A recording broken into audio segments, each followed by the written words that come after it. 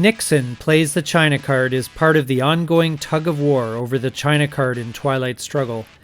Managing the China card well is an important skill in the game, and cards like these are part of that strategy. Let's take a look at it now here on Legendary Tactics. Nixon plays the China card is one of the events in the game that forces your opponent to give up the China card, which is obviously one of the most important cards of the game. Controlling the China card and the dynamics around it is key to winning at Twilight Struggle, so we will take a close look at this event card here. First of all, let's take a look at the event. Nixon plays the China card is a 2-op, mid-war starred US event card. Triggering said event has one of two effects. If the US player has the China card already, the American scores 2 victory points. If the USSR player has the China card, the US player receives it now, face down, and unavailable for immediate play. For the Soviets, if you can, you will want to send this to space, obviously. That's probably going to be the advice for most US events worth 2 operations points.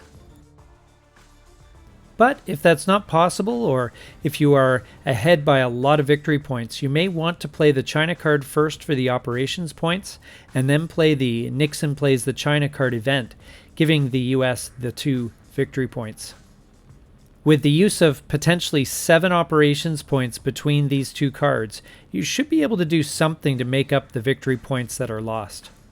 Using the China card to go over the top and flip a battleground country is technically worth 2 victory points to you. Outside of domination and control considerations, flipping a battleground country and then scoring it would be worth 1 point for the battleground country and 1 less victory point for your opponent who is controlling that country beforehand. For example, if you can use the China card to go over the top in Thailand, which is an attractive play, that should be enough to set up a scoring opportunity for you that is worth at least, if not more than, 2 victory points. For the US player, this is a good event either way.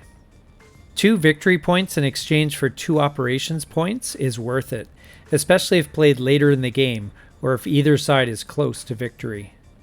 If it's late enough in the game, you can also consider the China card to be worth 2 victory points as well, as whoever has the China card at the end of the game scores a victory point, which also necessarily denies that victory point to your opponent.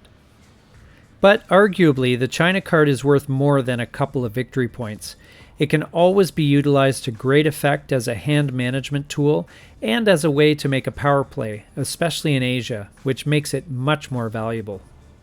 So if you do use this event to steal the China card away from the USSR, that is always a good thing, as it effectively reduces their hand size, making their hand management a little more challenging, and obviously because it is a high ops card that is better in your hands than theirs.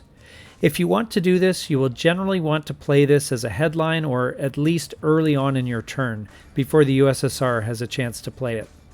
This event is a little less exciting in that you get the China card face down and you can't use it this turn, but you can't have everything in life.